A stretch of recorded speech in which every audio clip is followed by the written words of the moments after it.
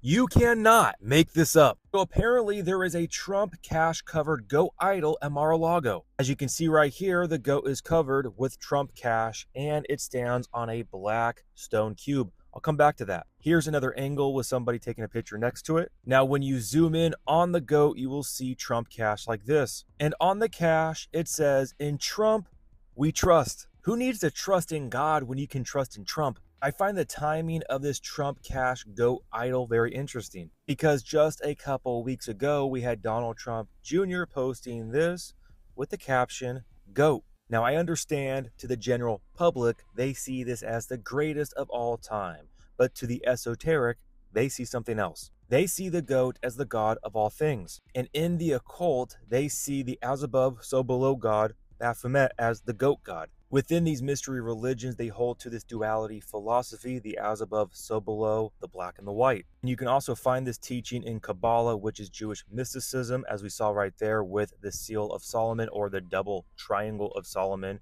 which is a representation of the God of light and the God of reflections, mercy and vengeance, the white Jehovah and the black Jehovah, going back to the duality, the as above, so below, the black and white. So again, with this duality philosophy, they have the exoteric information that is known to the general population, and then they have the esoteric information that is known to a small group of people. So again, to the exoteric, to the general population, they see this as the greatest of all time, but to the esoteric, they see this as a representation of the God of all things. Now let's go back to this black stone cube that the goat stands on, which for those who know, the black cube or the black stone goes back to Saturn worship. And as we see, the black cube of Saturn can also be seen inside of the double triangle of Solomon. Not to mention, you see the black cube symbolism everywhere. Again, this goes back to the worship of Saturn, or also known as Kronos. And you'll see the rings of Saturn symbolism everywhere throughout society.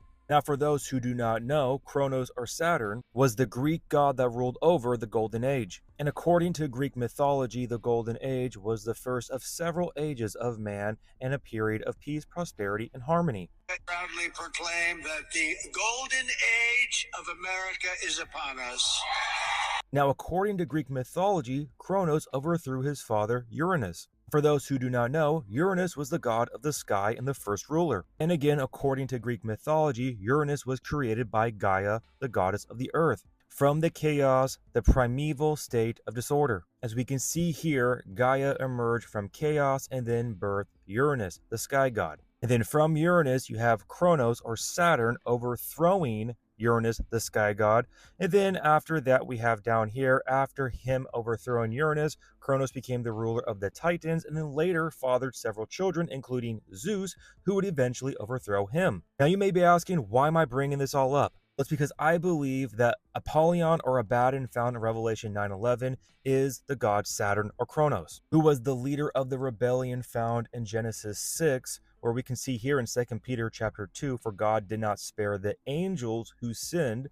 This is talking about Genesis 6, mating with women and bringing forth Nephilim, but cast them down to hell. Now, this word hell here is the only time that we see the word Tartarus found in the Bible. And again, going back to Greek mythology, we see this idea that Uranus, the sky god, hated his children and imprisoned them in Tartarus. Now, if you want to do further research on your own, I would recommend Derek Gilbert's book, The Second Coming of Saturn. Now, let's go back to Revelation 9:11 and the king of the bottomless pit, which is Abaddon, Apollyon, or in my opinion, Saturn. I wonder if it's just a coincidence that at the 9/11 memorial in New York, you have what it looks like to be a bottomless pit in the shape of a black cube. Again, the black cube goes back to the black cube of Saturn. As we can see right here at the center of this WEF meeting, you have a black cube in front of Trump and Klaus Schwab. Now, we also have the Economist magazine cover, The World Ahead of 2025, with Trump at the center. And look,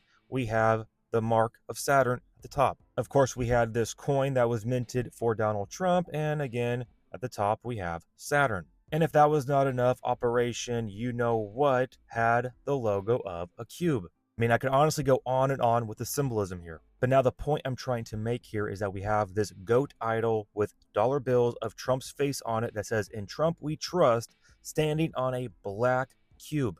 or a black stone or a black rock. Makes you think of some organizations with the name Black Rock or Black Stone. I'm sure it's just a coincidence.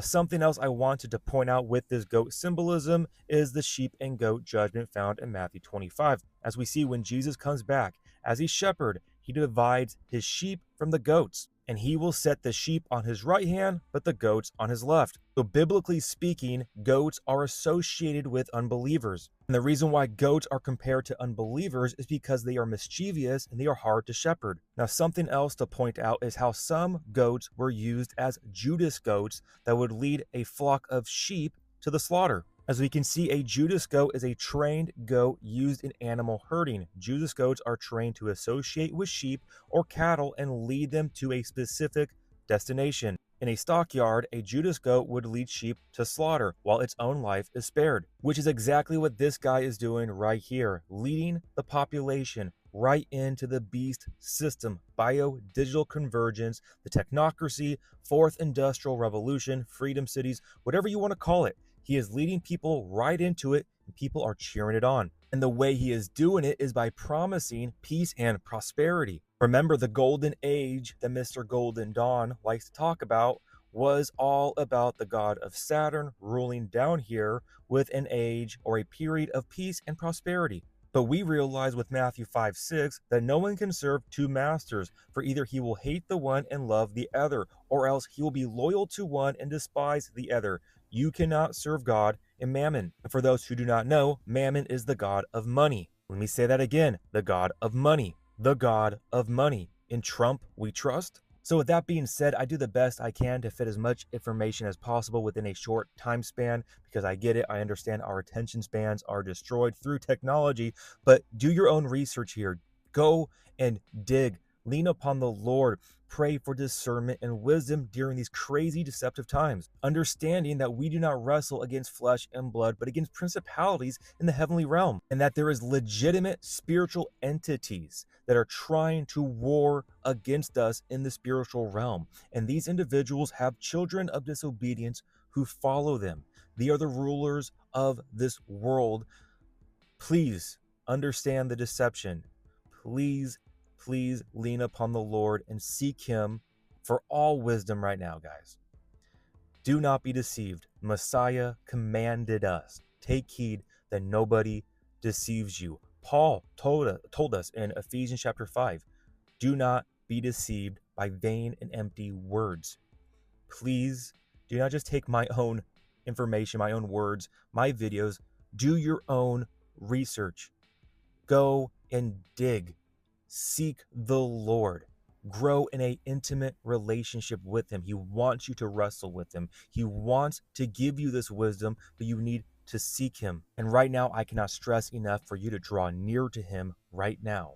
He will resist the proud, but he gives grace to the humble. So go to him with a humbled heart, knowing that you need him for everything, and seek him, fixing your eyes upon him, for he is the author and the perfecter of your faith. You can go to him boldly to the throne of grace because you have the imputed righteousness of Christ if you have trusted and believed in him for eternal life. If you have placed your faith and trust in him, you have been born again of an incorruptible seed, a child of God forever, sealed for the day of redemption. Know your authority, know your identity in him, that you can trample on serpents and scorpions, and go forth with him guiding you. He wants to be your friend. Never forget that. The living God of the universe wants to be your friend, to guide you and to go forth. He is the mighty warrior. You follow him. You follow in his footsteps. So with that, guys, I love you all so much. God bless. Remember, the just shall live by faith.